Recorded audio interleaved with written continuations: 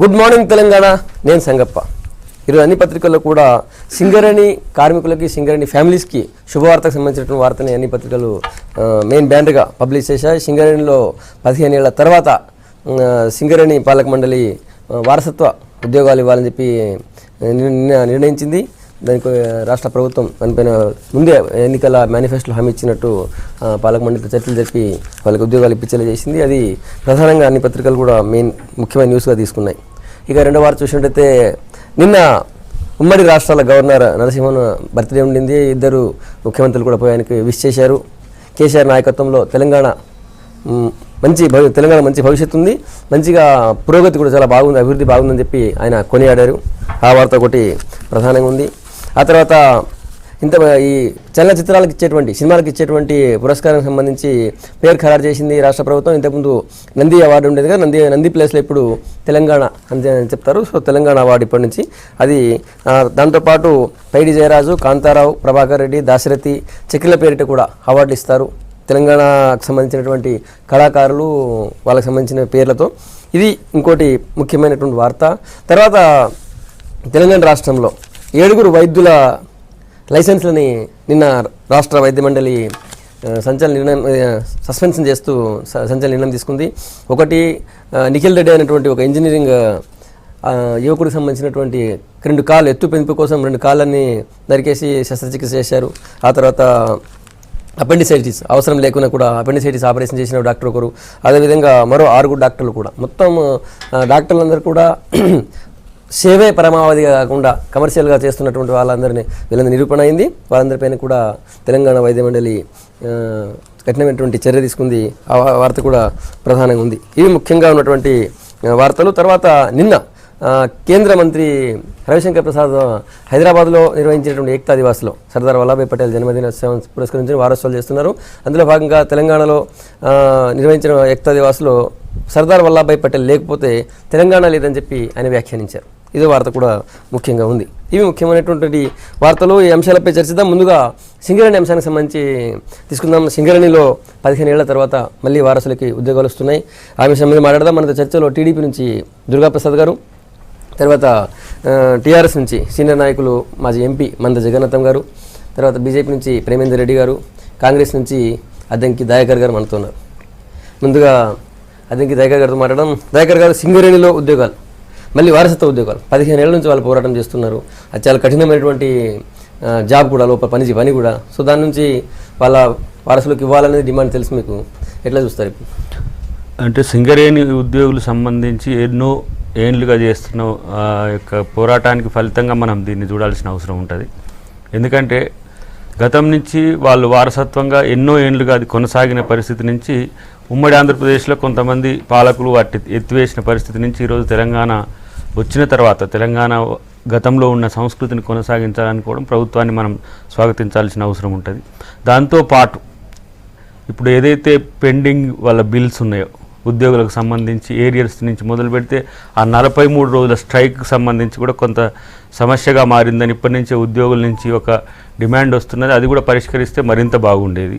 గతంలో నియామకాల్లో కూడా కొంచెం తడబాటుతో పాటు అవినీతి అక్రమాలు జరిగినట్టుగా కూడా వచ్చింది కాబట్టి వాటి మీద కూడా ఎంక్వైరీ చేస్తే మరింత బాగుంటుంది అనేది ఒక అభిప్రాయం.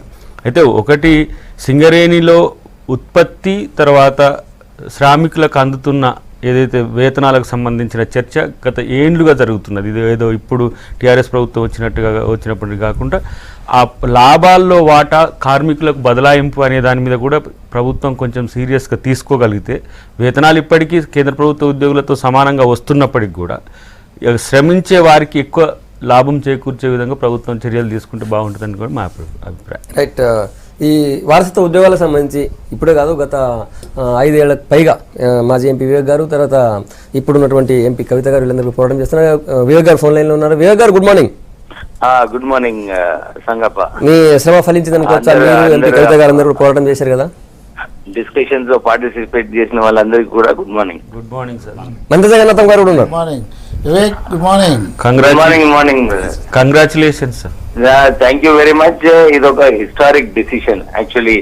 సింగరేణి సంస్థలోనే ఇంతకు ముందు కూడా మేనేజ్మెంట్ ప్రెజెంటేషన్ ఏదైతే చేసినారో 5 years బ్యాక్ 48 million tons కన్నా ఎక్కువ ఉత్పత్తి కాదని చెప్పి ఒకసారి కన్సల్టెంట్స్ వారు చెప్పడం జరిగింది. కానీ ఇప్పుడు సింగరేణి కార్మికులు వాళ్ళ కృషి వలన 66 మిలియన్ టన్స్ మన ఈ కర్మాగారంలో ఉత్పత్తి చేయడం జరిగింది.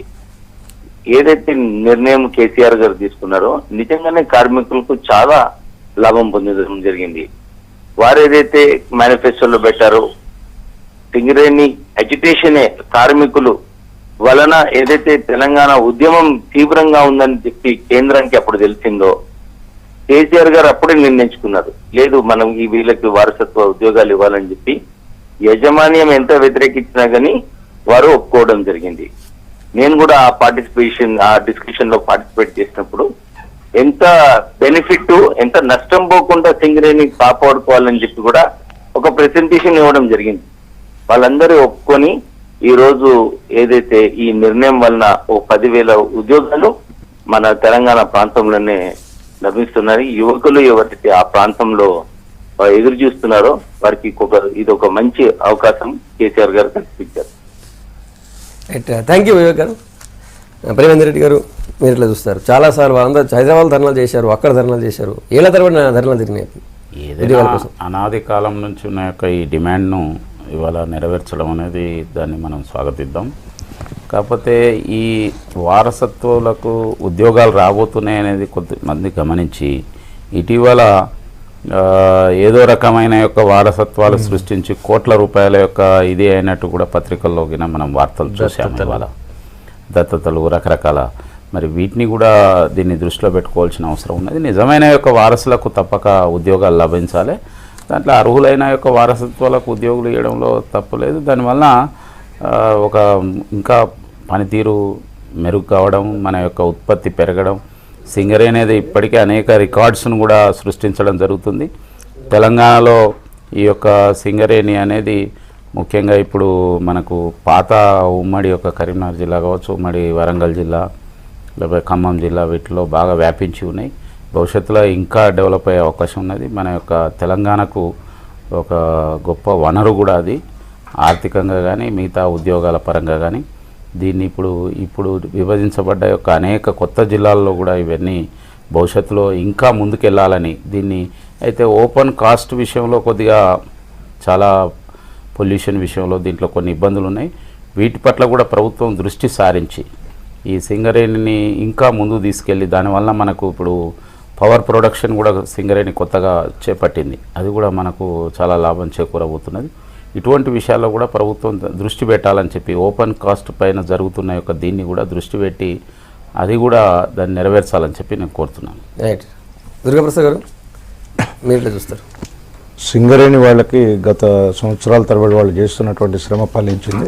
దానికి సహకరించిన నాయకులందరూ కూడా కృతజ్ఞతలు. ఇకపోతే సింగరేణి సరే చేశారు, బాగానే ఉంది, మంచిగానే వంశపారపర్యంగా ఇచ్చేటువంటిది, అది కష్టంతో కూడుకున్నది, ఇవ్వాల్సిన అవసరం కూడా ఉంది. తెలంగాణ ఉద్యమ నేపథ్యంలోనే ఖచ్చితంగా చేస్తామని చెప్పినారు. అయితే 2.5 సంవత్సరాలు జరిగింది. ఇవాళ 2.5 సంవత్సరాల తర్వాత ఈ నిర్ణయం తీసుకున్నారు. మంచిదే. అంటే టీఆర్ఎస్ ప్రభుత్వం వాళ్ళ రాజకీయ నిర్ణయం లాభసాటిగా ఉన్నప్పుడు తీసుకున్న కార్మికులకు మంచి జరిగింది కాబట్టి స్వాగతిస్తూ ఉన్నాం.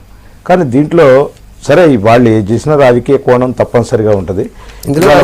చెప్తా, నేను అది కూడా చెప్తాను. ఎందుకంటే ఫస్ట్ దాన్ని స్వాగతించాలా, తర్వాత దీన్ని నేనేమన్నా అంటే ఇదే తీసుకునేది 14 జూన్ 2వ తారీఖు నాడు మీరు ప్రమాణ స్వీకారం చేయగానే మీరు దేని మీద అయితే సంతకాలు పెట్టినారో అదేవిధంగా సింగరేణిది కూడా సంతకం పెడితే ఇవాళ ఈ ప్రభుత్వం మనసారా చేసింది బ్రహ్మాండంగా కార్మికుల కొరకు.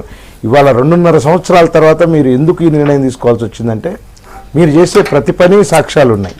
ఇవాళ సింగరేణి ఎన్నికలు వస్తున్నాయి, సింగరేణి సంస్థ ఎన్నికలు వస్తున్నాయి, ఏదో ఒక రోజు ఇవ్వాలి కాబట్టి ఇవాళ ఇస్తే బెనిఫిట్ పొందొచ్చు అనేది. ఇక రెండోది ఆర్టీసీ జరగలేదు మన కళ్ళ ముందు. అంటే ఇది రాజకీయం మాట్లాడితే రాజకీయంగా వ్యతిరేకించారు, మంచిదే. మీరు రాజకీయ కోణంలో లాభం వచ్చేటట్టు చేసిన ప్రజలకు మంచి జరిగితే దాన్ని స్వాగతిస్తాం. ఇవాళ ఆర్టీసీ దానికి అట్లనే ఇచ్చారు, ఇవాళ బోనస్ కూడా ప్రకటించారు, సంతోషిస్తున్నాం. ఇది వచ్చిన దాంట్లో ఉద్యోగాలు ఇస్తారు అనేది ఒక్క నిమిషం 53,000 రూపాయలు ప్రతి మనిషికి వచ్చేటట్టుగా బోనస్ దాన్ని పంచారు, చాలా సంతోషిస్తున్నాం. కానీ ఇంకొకటి ఉన్నది, వీళ్ళు సకల జనుల సమ్మెలో పాల్గొన్నప్పటి డబ్బులు రాలేదు ఈ రోజు వరకు, నిన్నటి వరకు కూడా. ప్లస్ పోతే రిటైర్ అయినటువంటి ఎంప్లాయీస్ చాలా మందికి కూడా డబ్బులు ఆగిపోయింది.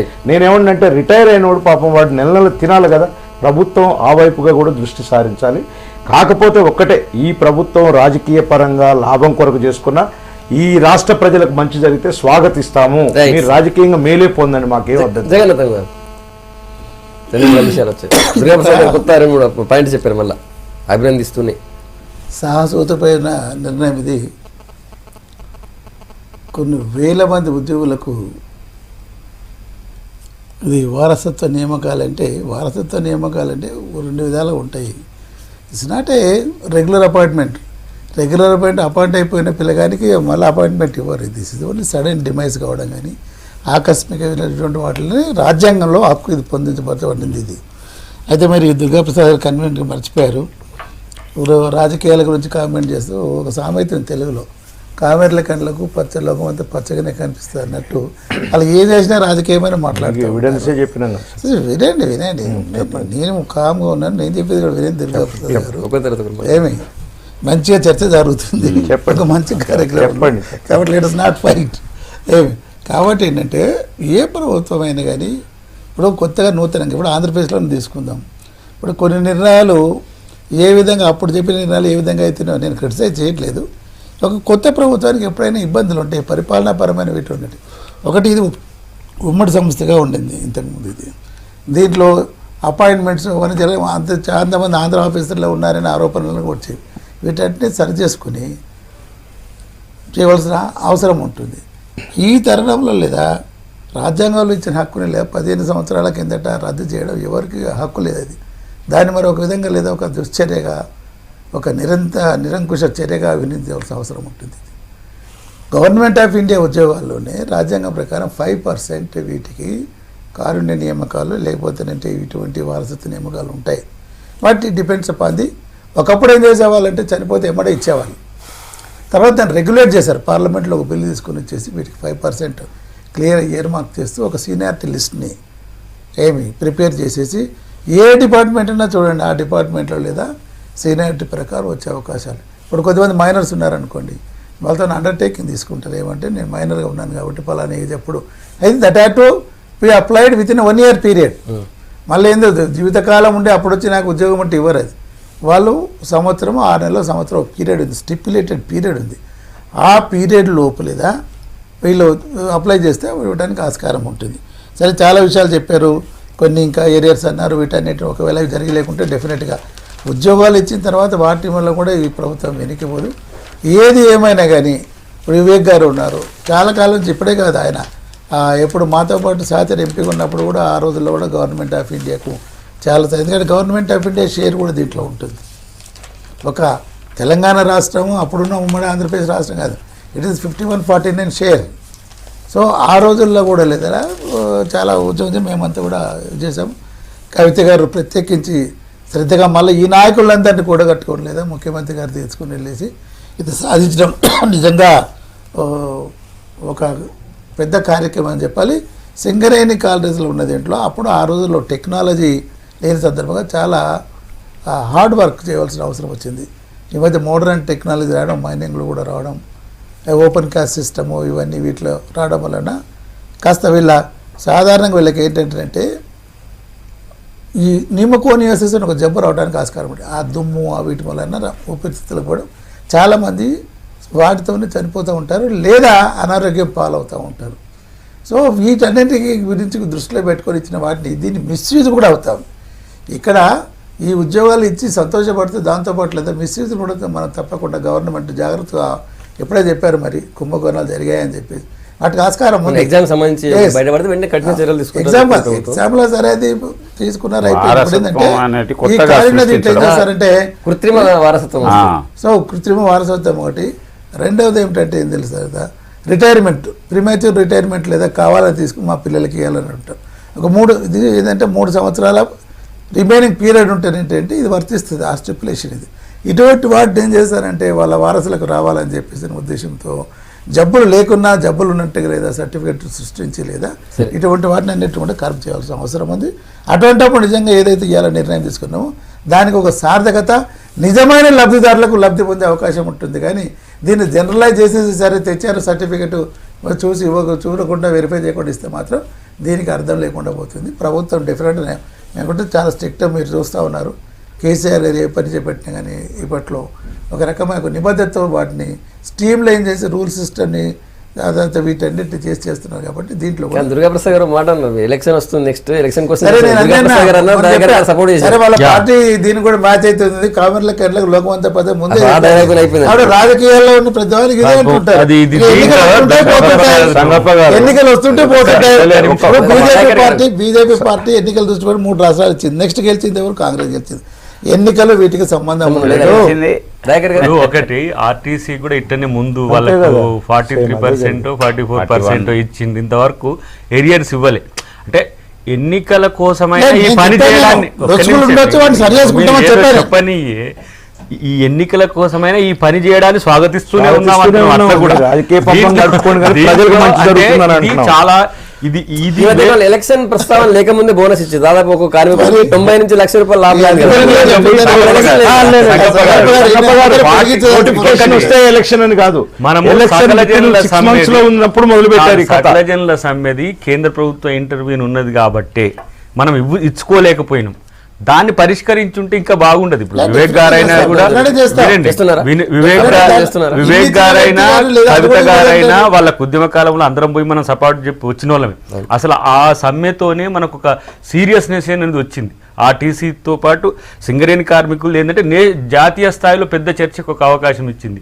వాళ్ళు ఫోన్లు చేసి మనం ఇట్లా కార్యక్రమాలు జరుగుతుంటే వాళ్ళు మా ఏరియర్స్కి సంబంధించి పట్టించుకోవట్లేదు. దాన్ని ఏంది పీరియడ్ నుంచి తీసేస్తారు కదా, ఆ డేస్ని వాళ్ళు గుర్తించకపోతే అది సర్వీస్ కూడా సమస్య వస్తుంది. దాన్ని మనం ప్లాన్ చేయాలనేది మేము అంటున్నాం.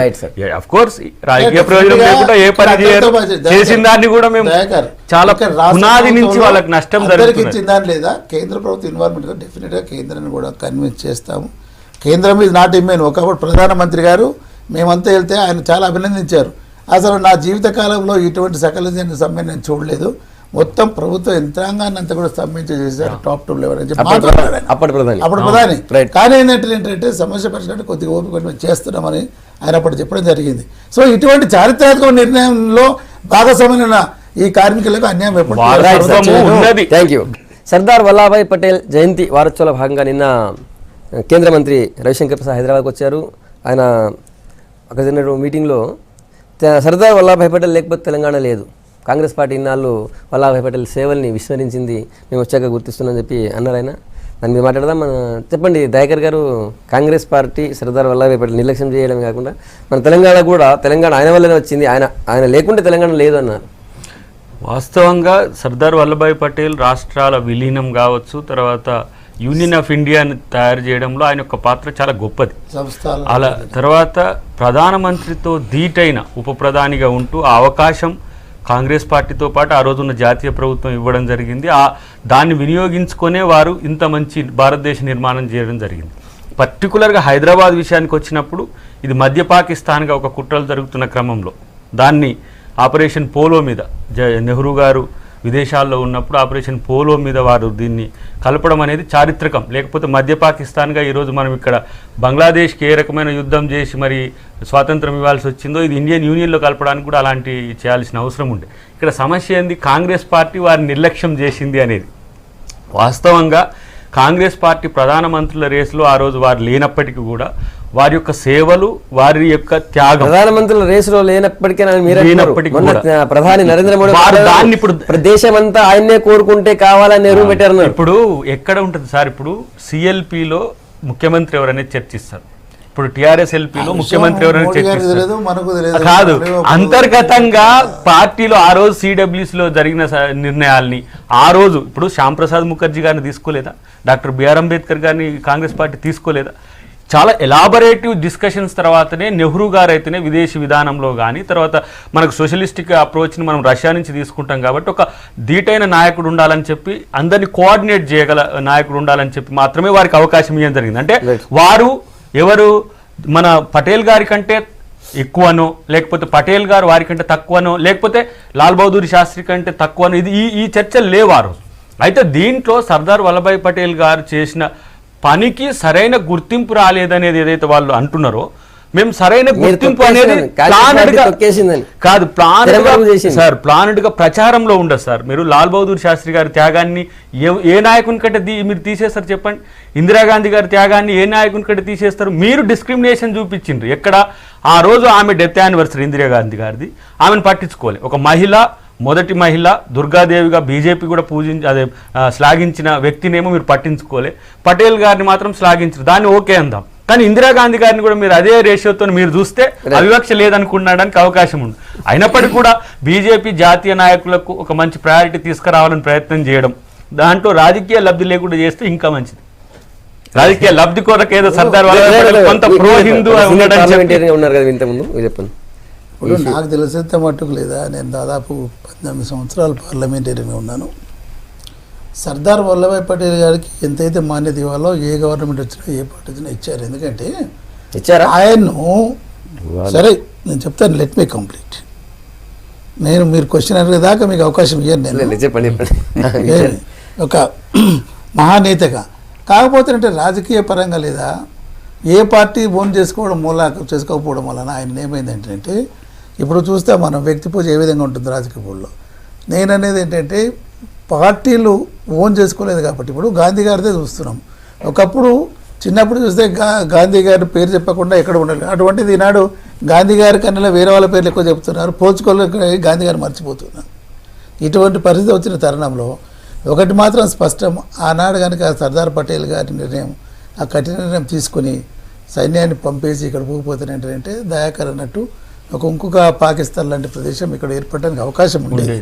జూనాగఢ్ తర్వాత ఈ రెండు సంస్థానాలే ఆనాడు వ్యతిరేకించాయి విలీనంలో. వాటిని విజయవంతంగా పటేల్ గారు ఆనాడు మరి తన యొక్క మేధస్సుతో ఒప్పించి ఆనాడు ఒక చర్య తీసుకోవడం అంటే మామూలు కదా, అందరూ ఒప్పుకోవాలి, దేశం అంతా ఒప్పుకోవాలి, క్యాబినెట్ ఒప్పుకోవాలి, దీన్ని చేయడం సాగుతాం. అది దాంట్లో తెలంగాణ ఉండేది కాదేమో అని చెప్పి దాంట్లో మాత్రం కొంత వాస్తవం మాత్రం నిజమే, దాన్ని కాదనలేని ఫ్యాక్ట్ ఇది. ఆనాడు కనుక పోలీస్ యాక్షన్ తీసుకొని దీన్ని మనం సంస్థానం లోపల తీసుకోకపోతారంటే నైజాం స్టేట్ అనే పేరుతో ఎగ్జిస్టెన్స్ ఉండేది కాదు. ఆనాడు ఆయన సపరేట్ దేశంగా పెట్టుకునేవాడు. తర్వాత రాబో కాలం చాలా గొడవలు వచ్చాయి. కాకపోతేనంటే ఇక ఎందుకో నాకు కూడా నేను అప్పుడప్పుడు నేను కూడా అనుకుంటాను, మనము సర్దార్ పటేల్ గారికి ఆయన ఏ రాజకీయ పార్టీకి ఆయన మనము అటాచ్ చేయకుండా కానీ ఇవ్వవలసినంత మాన్యత సక్సెసివ్ రాజకీయ పార్టీలు ఇవ్వలేదేమో అని మాత్రం నేను తప్ప స్పష్టంగా చెప్పవలసి వస్తుంది. నిజంగా అంటే తెలంగాణ సాయుధ పోరాటం అయిన తర్వాత తెలంగాణని విలీనం చేయటంలో ఆనాడున్నటువంటి నెహ్రూ గారి ఆధ్వర్యంలో కేంద్ర క్యాబినెట్లో కన్నా కూడా ఎక్కువ చొరవ తీసుకుంది సర్దార్ వల్లభాయ్ పటేల్ గారు. నిజంగా సర్దార్ వల్లభాయ్ పటేల్ గారు చెప్పినటువంటి కొన్ని మాటలు కూడా మనం దృష్టిలో పెట్టుకుంటే ఈ దేశ రాజకీయాలకు చాలా అవసరం కూడా. నేను రాజకీయాల్లో 30 ఏళ్ళ నుంచి ఉంటున్నా. సర్దార్ వల్లభాయ్ పటేల్ గురించి దేశవ్యాప్తంగా చర్చ జరిగిన రోజులు లేవు. ఇప్పుడు ఈ ప్రభుత్వం వచ్చిన తర్వాతనే సర్దార్ వల్లభాయ్ పటేల్ చేసినటువంటి సేవలను శ్లాఘిస్తుంది. దాన్ని రాజకీయంగా తప్పుపట్టాల్సిన అవసరం లేదు. ఎందుకంటే మరీ ముఖ్యంగా తెలంగాణ ప్రాంతం విలీనం అయిన తర్వాత సర్దార్ వల్లభాయ్ పటేల్ గారే దానికి కారణం అనేది మెయిన్గా తెలుసు. కొంతమంది చాలామంది అపోజ్ చేశారు, మిలిటరీని పంపిస్తామంటే ఆనాడు సర్దార్ వల్లభాయ్ పటేల్. కానీ మనం నిజంగానే నిన్న రవిశంకర్ ప్రసాద్ గారు అన్న దాంట్లో ఉంది, అంటే ఏ ప్రభుత్వాలైనా సరే తెలంగాణ ప్రజలను మర్చిపోయినట్టుగా ఉంది. దీన్ని గుర్తించాల్సినటువంటి అవసరం ఉంది తప్పనిసరిగా. నిజంగా కూడా సర్దార్ వల్లభాయ్ పటేల్కి ఇప్పుడు జగన్నాథం గారు ఏదైతే చెప్పారో అది కరెక్ట్. అది ఏ ప్రభుత్వాలు ఏ పార్టీలు కూడా ఇంత ప్రాధాన్యత ఇవ్వాలి. కానీ ముఖ్యంగా తెలంగాణ ప్రాంత ప్రజలు మనం ఎక్కువ ప్రాధాన్యత ఇవ్వాల్సినటువంటి అవసరం ఆయనకుంది. ఆయన యొక్క నిర్ణయాలు కానీ ఆయన యొక్క ఉపన్యాసాలు కానీ ఈ దేశానికే చాలా తలమానికంగా ఉన్నాయి. చాలా వింటే ఒక్క విషయం చెప్తా ఈ సందర్భంగా, సర్దార్ వల్లభాయ్ పటేల్ గారు దేశం యొక్క ఆర్థిక పరిస్థితిని బట్టి ప్రజలకు ఒకటే పిలిపించాడు. ఆ రోజు ఎంత బరువునైనా సరే ఒక లీడర్షిప్ చేసేవాళ్ళు మోయగలిగితే ప్రజలు దేశంలో అర్థం చేసుకుంటారు. ఒకవేళ మనం కొన్ని స్టయాల్లో కొన్ని చేస్తామని చెప్పి కూడా మనం చేయలేకపోయినప్పటికి కూడా మనం చేసే దాంట్లో నిజాయితీ గనుక ఉంటే ప్రజలు ఆకర్షిస్తారు, ప్రజలు దాన్ని మెచ్చుకుంటారని ఆయన వర్డ్స్లోనే ఉంది. అది ప్రతి లీడర్కి అవసరం కూడా. ఇవాళ సర్దార్ వల్లభాయ్ పటేల్ గారి ఏకతా దివస్ అనే పేరుతో ఇవాళ ఏదైతే నిర్వహించడం ఉందో, నిజంగా దేశం మొత్తానికి నాయకుడు సర్దార్ వల్లభాయ్ పటేల్. కానీ తెలంగాణకు ఒక ప్రత్యేకమైన నాయకుడు. అందరం కూడా ఆయనకు రుణపడి ఉన్నామని అనుకోవచ్చు. ఎందుకంటే ఇవాళ తెలంగాణ ఎగ్జిస్టెన్స్ అనేది వచ్చిందంటే దాని కారణంగా దేశంలో స్వతంత్రం వచ్చింది, కానీ 563 సంస్థానాలను విలీనం చేసే యొక్క విషయంలో ఆయన యొక్క రాజకీయ చతురత అక్కడ చూపెట్టాడు. ఆయన కొంతమందిని ఆయన సానుకూలంగా లేకపోతే బుజ్జగించి, కొంతమందితో మాట్లాడి, కొంతమందిని బెదిరించి, ఓవరాల్గా మొత్తం ఇవాళ రాజకీయమైన యొక్క భౌగోళిక చిత్రపటం భారతదేశం ఏదైతే ఉన్నదో because of Sardar Vallabhbhai Patel. British వాళ్ళు డివైడ్ అండ్ రూల్ పాలసీ పెట్టి మన నుంచి పాకిస్తాన్ విడగొట్టి పోతున్న సమయంలో ఇక్కడ సంస్థానాలు కూడా 560 సంస్థానాలు ఆయన విజయవంతంగా చేసిన తర్వాత 3 సంస్థానాలు ఫైనల్గా మిగిలినాయి. జూనాగఢ్, ఇంతకుముందు వారు చెప్పినట్టు జూనాగఢ్, హైదరాబాద్ సంస్థానం, కశ్మీర్ సంస్థానం. ఈ రెండింటి బాధ్యత సర్దార్ వల్లభాయ్ పటేల్ గారు తీసుకున్నారు. కశ్మీర్ విషయంలో నెహ్రూ గారు తీసుకున్నారు. కానీ still Kashmir it is a వేల కోట్ల రూపాయలు, లక్షల కోట్ల రూపాయలు పెడుతున్నాం. ఇప్పటికీ ఏ విధంగా ఉంది అంటే అక్కడ ఒక రాజకీయమైన దృఢత్వమైన నిర్ణయాలు సర్దార్ వల్లభాయ్ పటేల్ తీసుకోవడం వల్ల జూనాగఢ్ ఇవాళ వచ్చేసింది, హైదరాబాద్ సంస్థానం భారతదేశంలో విలీనమైంది. అదే కశ్మీర్ నెహ్రూ గారు సరిగా దాన్ని వ్యవహరించలేకపోవడం వల్ల స్టిల్ ఇది అవుతున్నది. అందుకోసము ఈ రోజున సర్దార్ వల్లభాయ్ పటేల్ ఆయన ఒక గ్రామీణ భారతానికి ప్రతీక. ఆయన ధరించే యొక్క వస్త్రధారణ, ధోతి, మిగతా ఆయన ఒక మంచి అడ్వకేట్. కానీ గాంధీ గారు స్వతంత్రం తర్వాత పిలుపునిచ్చినాక ఆయనే అడ్వకేట్ వదిలేసి రైతుల హక్కుల కోసం పోరాటం చేసిండు. అదే నెహ్రూ గారు, నేను ఎందుకు చెప్తున్నా అంటే ఇక్కడ ఒక పాయింట్ మనం ఆయన కనుక ప్రధానమంత్రి అయి ఉంటే ఇవాళ భారతదేశం యొక్క చిత్రం ఇంకొక రకంగా పరిస్థితి. నెహ్రూ గారు వెస్టర్న్ లైఫ్, వెస్టర్న్ లైఫ్, కానీ ఈయన ఒక భారతదేశానికి నిజమైన యొక్క ప్రతినిధి. కాబట్టి ఆయన కూడా అన్నారు ఒకవేళ ఆ రోజు పటేల్ లేకపోతే హైదరాబాద్ కాశ్మీర్ సమస్య లేకపోతే నెహ్రూ వల్లనే కాశ్మీర్ సమస్య. యూనిటీ అనేది ఒక గొప్ప ఆయన స్టాచ్యూ ఆఫ్ యూనిటీ అనే పేరుతోని ప్రపంచంలో అత్యంత ఎత్తైన యొక్క ఆయన విగ్రహాన్ని, ఒక అగ్రికల్చర్ రీసెర్చ్ సెంటర్ ను, అనేక విషయాలు కూడా ఇవాళ గుజరాత్ లో నర్మదా నది ఒడ్డున ఇవాళ ప్రారంభించబోతున్నది. అంబేద్కర్ గారి గురించి కూడా పార్లమెంట్ డిబేట్స్ ఒక 2 days పెట్టిండ్రు. అది ఒక మంచి సాంప్రదాయాన్ని కొనసాగించిందని ఆ రోజు కూడా మేము ఒప్పుకున్నాం. వల్లభాయ్ పటేల్ విషయంలో ఈ కాంట్రాని క్రియేట్ చేయడానికి ఎందుకనేది ఒక చర్చ అయితే, ఎందుకు బాబు జగ్జీవన్ రామ్ గారు అంత తక్కువ? వారు కాంగ్రెస్ నుంచి బయటికి వెళ్ళిన తర్వాత కూడా ఉప ప్రధాని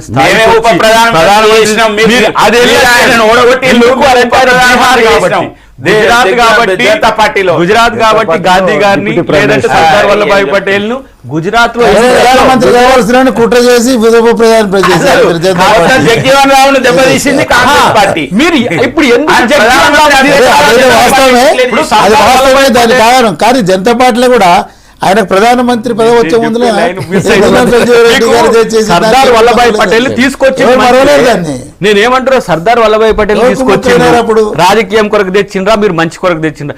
జగ్జీవన్ రామ్ గారిని కూడా తీసుకొచ్చే ప్రయత్నం చేయాలి కదా.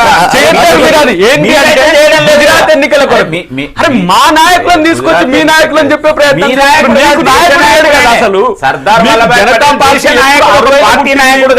జనసంఘ్ జనతా పార్టీ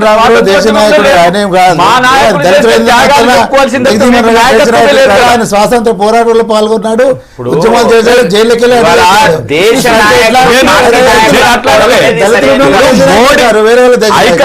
సంగప్ప గారు ఐకనిజం అనేది భారత ఒక వ్యక్తిని వ్యక్తిగా పూజించే భారత ప్రజాస్వామ్యంలో ఉండదు. మీరు దాన్ని మళ్ళీ తీసుకొచ్చిండ్రు. ఏంది వల్లభాయ్ పటేల్ ఇప్పుడు పొగుడుతుంటే ఎవరన్నా వద్దంటామా మనం? ఇలా రాజకీయం కొరకు కాకుండా మీ మోడీ ఐకనిజం, ఫేవరెటిజం ఎట్లా ఒక ఫీల్ గుడ్ కొరకు ప్రయత్నం చేస్తుండ్రో అట్లనే జగ్జీవన్ రామ్ గురించి చేయండి, గతంలో ఉన్న లాల్ బహదూర్ శాస్త్రి గారి గురించి చేయండి, ఇందిరాగాంధీ గురించి చేయండి, తర్వాత మనకి పివి నరసింహారావు గారి గురించి చేయండి. మీరు దయాకర్ గారు మంచి విషయం చెప్పిండు. అసలు పివి నరసింహారావును కనీసం ఆయన అంత్యక్రియలు జరపడానికి కూడా పివి నరసింహారావు కానీ, శాస్త్రి గాని, డాక్టర్ బిఆర్ అంబేద్కర్ గాని, జగ్జీవన్ రామ్ గాని, సర్దార్ వల్లభాయ్ పటేల్ గాని నిజమైన గౌరవం నరేంద్ర మోడీ ప్రభుత్వంలో మీరు అనేక విషయాల్లో వివక్షకు గురి చేశారు. ఆ విషయం ఒక్క విషయం చెప్పగలరు. రాజా హరిసింగ్ యొక్క అనుమానాస్పద మూవ్మెంట్స్ మాత్రమే ఆ రోజు కాశ్మీర్ సమస్యకు పరిష్కారం కాకుండా పోయింది. అది జమ్మూ వేరు, కాశ్మీర్ వేరు. సమస్య ఏంటి, అక్కడ ముస్లిం పాపులేషన్ ఎక్కువ ఉండడం వల్ల సెన్సిటివ్ అంశం చేయబట్టి జవహర్లాల్ నెహ్రూ గారు ఆ రోజు ఆలోచించడం వెనుక కారణం ఏంటంటే, రేపు మళ్ళీ పాకిస్తాన్తో మనకు యుద్ధం వచ్చే పరిస్థితి వచ్చి ఇద్దరం కొట్టాడుకోవద్దని ఒక అగ్రిమెంట్ ఆయన కూడా స్వయంగా ఆయన కాశ్మీరీ కాబట్టి ఆలోచనలో కొంచెం నిర్ణయం తీసుకున్నాడు. ప్రధానమంత్రి అండి, హోమ్ మినిస్టర్ మీరు ఏ ఇలా రాజనాథ్ సింగ్ ఆయన- లాహోర్ వరకు మన సైన్యం ఉన్నారు. లాహోర్ వరకు పోతే దాన్ని వెనక లప్పించావు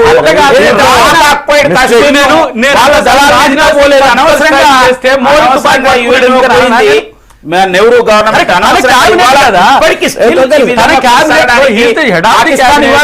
వెబ్సైట్ గురించి మాట్లాడింది. ఇటువంటి దానికి అవకాశం కల్పించింది నెహ్రూ గారు. మాట ప్రేమేందర్ గారు వల్లభాయ్ పటేల్ దృఢమైన యొక్క నాయకత్వం ఉండి విషయంలో కరెక్ట్ జరిగేది కాదు. బికాజ్ ఆఫ్ నెహ్రూ ఇవాళ కాశ్మీర్ లో ఇటువంటి సిచ్యువేషన్ అది. నేననేది మన సైన్యము లాహోర్ వరకు వెళ్ళిపోతే దాన్ని నువ్వు వెనకకు పిలిపించినావు. పిఓకేలా పాకిస్తాన్ సైన్యం వెనకకు పోకముందే నువ్వు యుఎన్ఓకి పోయినావు. ఇది తప్పిదం కాదా అని అసలు నేనేమంటున్నానంటే ఆర్ఎస్ఎస్ కు ఆ రోజు పాకిస్తాన్ విడగొట్టడమే ఇష్టం లేదు. అది అసలు సమస్య. అసలు అఖండ భారత్ గా ఉండాలని నేను ఏమంటారు సర్దార్ వల్లభాయ్ పటేల్ గారు దాంట్లో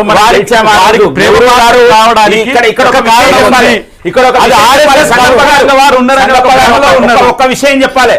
రాజా హరిసింగ్ ఒప్పించడంలో నెహ్రూ గారికి వీలు కాకపోతే ఆనాటి యొక్క ఆర్ఎస్ఎస్ సరసంఘచాలకు గురూజీ ఎవరైతే ఉన్నారో ఆయనతో మాట్లాడి ఒప్పించి శ్రీనగర్ ఎయిర్పోర్ట్లో మన ఫ్లైట్స్ దిగలేని పరిస్థితిలో ఆర్ఎస్ఎస్ వాలంటీర్స్ అక్కడ క్లియర్ చేసి మన ఆర్మీ దిగడానికి ఏర్పాటు చేసినందుకు ఆర్ఎస్ఎస్ సేవను గుర్తించి first time republic day parade లో ఆర్ఎస్ఎస్ ను ఆహ్వానించారు నెహ్రూజీ. ఇది చరిత్ర చెప్తున్నది.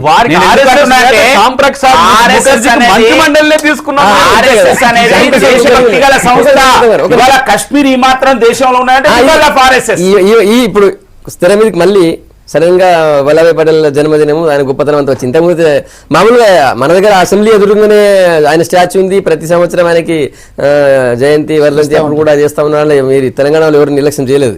అయితే నెహ్రూ వల్ల అక్కడ కాశ్మీర్ రగులుతుంది, ఇక్కడ వల్లభాయ్ పటేల్ చేశారు కాబట్టి ఇది సమస్య పరిష్కారం అయిందని ఒకటి చర్చ. వాళ్ళ మంచి జరిగితే ఘనకీర్తి అంతే మాది, చెడు జరిగితే ఒకరిదాన్ని ఎత్తివేసే విధానాన్ని ఎప్పుడు మర్చిపోలేను. మనం ప్రతి రెండు దేశాల మధ్యలో మనము తర్వాత ఐక్యరాజ్య సమితిలో మనకు మెంబర్. మనం ఏ దేశంలో మనకు శక్తి ఉండి ఆ దేశాన్ని ఆక్రమించుకునే శక్తి ఉన్నా కొన్ని అంతర్జాతీయ ఒడంబడులు లోబడి పనిచేయాల్సిన అవసరం ఉంటుంది. ఇప్పుడు ఆనాడు జరిగింది దీంట్లో వాళ్ళు కాశ్మీర్ వాళ్ళు దాన్ని అంతర్జాతీయ సమస్య ఐక్యరాజ్యంలో పెట్టి చేయాలన్నప్పుడు మనం నిర్విధంగా దాన్ని తోసిపుచ్చాం. దాన్ని ఇది మాకు అంతర్భాగం కాశ్మీర్ కాబట్టి దీన్ని మేము ఒప్పుకోమన్నాం. అదొక రెజల్యూషన్ పాస్ చేయడానికి పోయింది, దాన్ని సక్సెస్ఫుల్ తీసి ఇప్పుడు కూడా దాన్ని మనం అంతర్జాతీయ సమస్య చేయకుండానే నెట్టుకొస్తున్నాం. అంతర్జాతీయ సమాజం కూడా ఒప్పుకుంది. అది ఒకటి.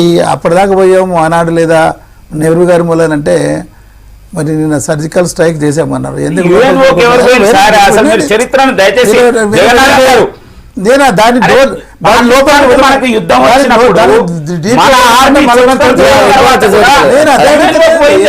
అనవసరంగా దాన్ని అంతర్జాతీయ సమస్య చేసింది. మీరు వినండి, నేను ఇంతకు ముందాకే చెప్పా. ఒక రెండు దేశాల మధ్య యుద్ధం వచ్చినప్పుడు ఏమొచ్చినా మనము ఐక్యరాజ్య సమితిలో మెంబర్ ఉన్నప్పుడు ఆ ఒడంబడికలోని కొన్ని సిద్ధాంతాలకు కట్టుబడి ఉండాల్సిన అవసరం ఉంటుంది. నువ్వు పోయి ఇష్టం ఉన్నట్టు పోతుంటే అది కుదరలేదు.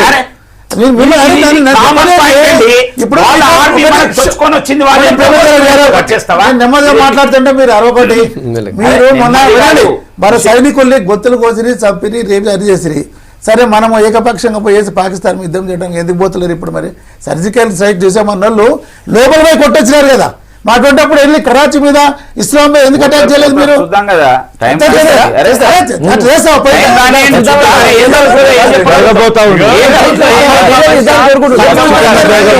సమస్య చైనాతో మనకిప్పుడు చైనా వల్ల పాకిస్తాన్ రెచ్చిపోతున్నాం. చైనాని పట్టించుకోవట్లే, పాకిస్తాన్ టార్గెట్ మనం కూడా చేసేది.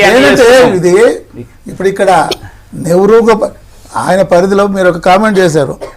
ఆయన యొక్క వస్త్రధారణ అంతా వెస్టర్న్ టైప్ ఉండేది అని చెప్పి. నెహ్రూ కుర్తా నెక్లు పైజామా మన జాతీయ డ్రెస్ గా అంతర్జాతీయ ఐక్యరాజ్య సమితిలో వేసుకుంటాం.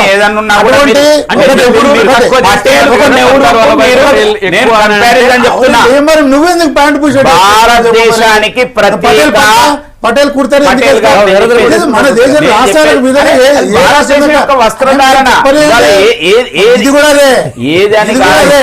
ప్రేమేంద్ర రెడ్డి గారు, ఇది కూడా అదే. అనేది ఆయన కల్చర్ ఆయన వెస్టర్న్ ఇక్కడ పెట్టుకున్నాడు ఆయన బట్టలు ఇస్త్రీ కోసం లండన్ పోయేది మీరు ఎలా చెప్తున్నారు మీరు ఆగండి. ఇప్పుడు మోడీ గారు లేదా లక్షల లక్షల సూట్లు వేసి అవన్నీ ఎందుకు? ఎక్కడ చిన్న చిన్న ఉన్నాయా? విషయాలకు ఎందుకు పోతారు అవన్నీ? 12 లక్షల చర్చలో మీరేంటంటే వీటికి పర్సనల్ విషయాలకు మనం పర్సనల్ కాదు అది. ఐడియాలజీ విషయం చెప్తున్నా. ఐడియాలజీ చెప్తున్నా. అటువంటి భారతదేశానికి ప్రతీక సాయివాల మోదీ గారు కాదు. 12 లక్షల సూట్ వేసుకోవాల్సిన అవసరం ఏమొచ్చిందండి? మరి ఆయన పటేల్ ఆదర్శం తీసుకున్న వ్యక్తి పంచ కట్టుకొని కోసి పెట్టుకొని పెట్టేయవచ్చు కదా. ఒక్కటి పటేల్ అటువంటి స్ఫూర్తిని కామెంట్ మీరు చేయకూడదు తీసుకోవాలంటే అసలు. పటేల్ పూర్తిగా హిందూ తీసుకోవాలి. కాదు పటేల్ హిందూ నేషనలిస్ట్ కోసమే చెప్పిన నేను హిందూ నేషనలిజం అనేది డ్రెస్ పటేల్ వ్యతిరేకించాలంటే వ్యతిరేకించాలంటే ఏకతా దివస్ అనేది నేను ప్రాంతాలను ఆయన కలపడం కాదు. చెప్పాను నేను. ప్రాంతాల్లో ఉన్న మనుషులను కలిపే ప్రయత్నం చేయండి. మీరు హిందువుని హిందువుగా ముస్లిం అరే ఎవరు హిందువులు మీరు చెప్తాను. అంటే కాంగ్రెస్ వాళ్ళు చెప్తాను ఆయన జాగ్రత్తగా మీరంతా చేసి మేము అనలేదు అది జగన్నాథం గారు, దుర్గా ప్రసాద్ గారు, గుడ్ మార్నింగ్ తెలంగాణ. మీ అభిప్రాయాలు చెప్పినందుకు TRS మళ్ళీ సోమవారం ఇదే టైం కలుద్దాం. Stay tune.